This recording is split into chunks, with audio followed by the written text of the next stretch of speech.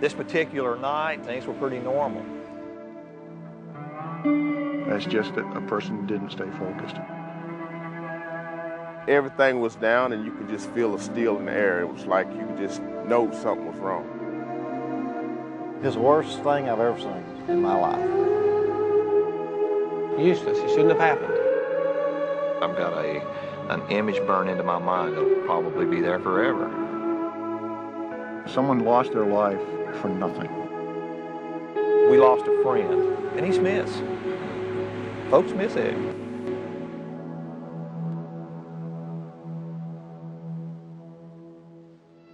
On January 18th, 2001, Eddie Adams, OSB mill shift electrician in Elkin, North Carolina, lost his life as a result of burns received from the explosion of a 2300-volt starter.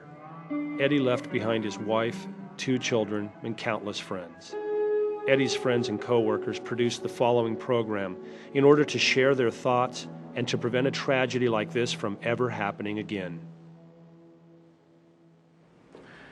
As we go through this door, we're entering the MCC room number 1, which is the location of the starter can. Well, anytime you go in the MCC room, you're supposed to have a partner. And anytime you've got a job and you can't do it safely yourself, you have to ask for somebody to take, hey, come help me a little bit. And that's one of the first mistakes Eddie made. He came in here, which is the same room, by himself. Nobody even knew where he was at. I'm not saying that nobody never goes in there by themselves, I'm sure they think, well, maybe I can fix this right here real quick. I'll go check it out. As we come through the MCC room, we have most of our 480-volt cans located in this area. As we get down further toward the end of the MCC room, all of our 2300-volt and high voltage type of starter cans are located down in this area. They had an issue with the hog motor cutting out, and that's what Eddie was working on at the time of the fatality. Hog grinds up our bark and waste material. The hog was down, and the hog had failed. It wasn't a tremendous upset condition. It wasn't a life or death situation.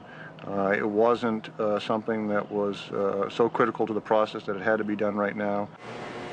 This is the actual starter can that Eddie came to work on. As you can see, it's no longer in operation. When we were at the point that we were able to go ahead and start putting the equipment back online, this was damaged to the point that we couldn't use it any longer. When Eddie came in to work on this piece of equipment, he had to have pulled the handle down on the starter to do a lockout. This particular piece of equipment, you can't open the door unless you disconnect the breaker. There's no way that you can open that can without throwing the disconnect down. You can't do it. So he throwed it down.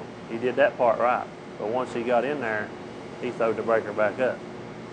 So then it was live. When he did that, he used a multimeter and was using a multimeter, and we feel like that maybe he was trying to check the fuses to see if he had a blown fuse. He thought he was on 600 volt, had a 600 volt meter, put it across phases of a 2300 volt system. Even though it was marked all over it, and there were all kinds of indicators used in a 2300 volt panel, he didn't recognize it. You can't check 2300 volts with a 1000 volt meter. As he attempted to do that, whatever he did inside this box created an arc with an explosion. And as the explosion, or as the starter exploded, of course a ball of fire came out into Eddie's face.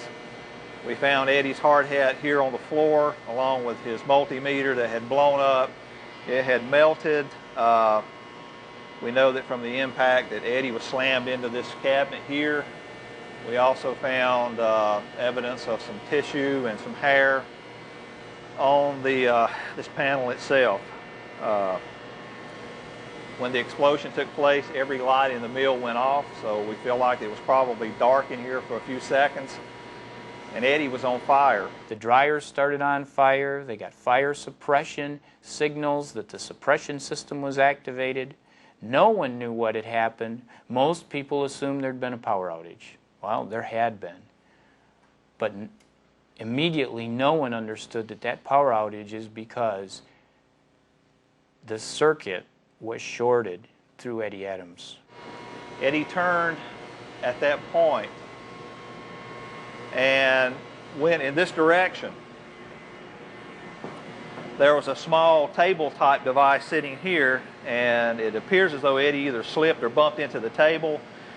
We found his watch, we found some coins and some bits of clothing laying on the floor here. So it appears as though Eddie might have slipped and stumbled into this table.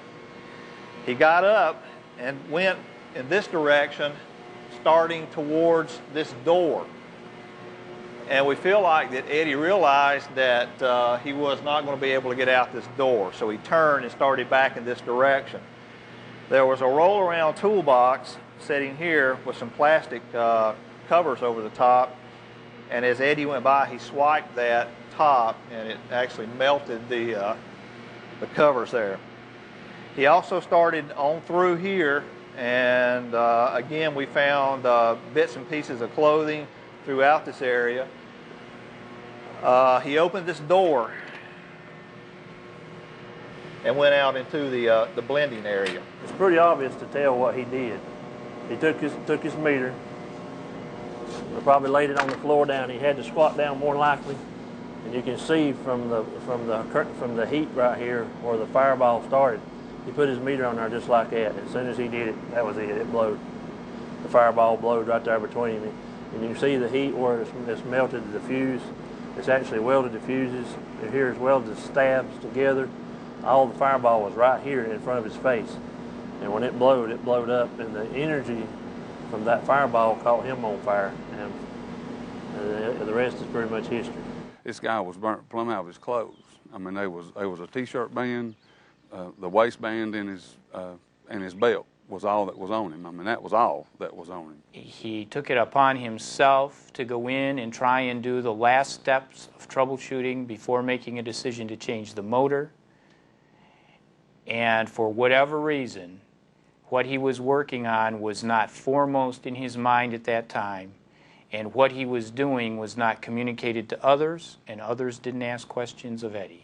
I think in this case we had somebody who was really anxious to help. As the pastor said at the service, Eddie would drop anything to help you. If you needed some help, he would drop whatever he's doing and come over and help you. He'd do that at home, he'd do that in the community, he'd do that all the time. And I think that behavior of I'll run and fix it, I'll take care of it, because I know what to do, I'll run in there and I'll fix it, is a behavior that we have to watch. As he came through the door, it appears as though he slipped again. We also found some fluids, body fluids, some skin, and again, pieces and parts of his clothing. He proceeded to go up next to the form line and down the form line. And of course, as he was going down the form line, it was still dark. And in different spots along the form line here, we found bits and pieces of his clothing. You know, some of them told me that they had seen him from across the mill, and seen something that was on fire, and thought, well, what is that on fire? And then go to look at it and see that it is somebody. After they put the fire out on Eddie's body, they brought him into the first aid room here, where they started to administer first aid. Of course, at this time also, a control room operator was on the phone with the emergency response organizations in the area. Every time the phone rings now after 9 o'clock in the evening, the fear of God runs right through me, because it could be the same phone call again. And boy, that's a phone call that nobody ever wants to get. Jeff and I drove over to Kathy's house. We had to call Kathy from the driveway, inform her that we needed to talk to her. Eddie was conscious, and he was still focused and was able to talk with our first responders and with the EMTs. And really, until we got to Winston and talked to the doctors down there and kind of seen how the trauma team acted when we got to him, or when they got to him, I knew then that this is pretty grim. As he talked with the EMTs that transported him to Winston-Salem, he also told them that he thought he was on 440 or 480, and that he had really screwed up big time. Carelessness, really. it was something that you just don't rush into. Anytime you're dealing with electricity, you just don't rush into it. You almost have to try to get hurt. You have to do something that violates the policy, something that violates common sense. You know, you have to do something totally off the wall to get hurt. Again, Eddie was alert and was able to talk with the EMTs as they were transporting him to the hospital. And the next day, Eddie died.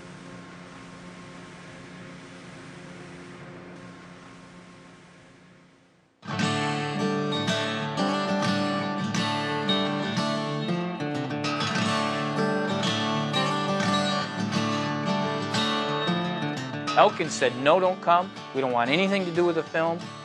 Leave us alone, let us be. Don't invade us. And when they thought about it and they realized that there might be a little window to help the rest of the company and the people we care about from going through this, they said, okay, I'll take some more pain. If by doing the video, if we can prevent one mill or one person from having a tragic event similar to this one, then it's been worthwhile. But I thought maybe if I could just say anything to help somebody in safety, just think twice about something before you do it. Am I ready to be focused? Am I ready to go in and do my job and do it safely so I can go home at the end of the day and get in as good a shape as I was when I got there? Someone lost their life for nothing. That they lost their life for nothing. And I don't want that to happen again. Not to anybody. Not at my facility or anybody else's facility.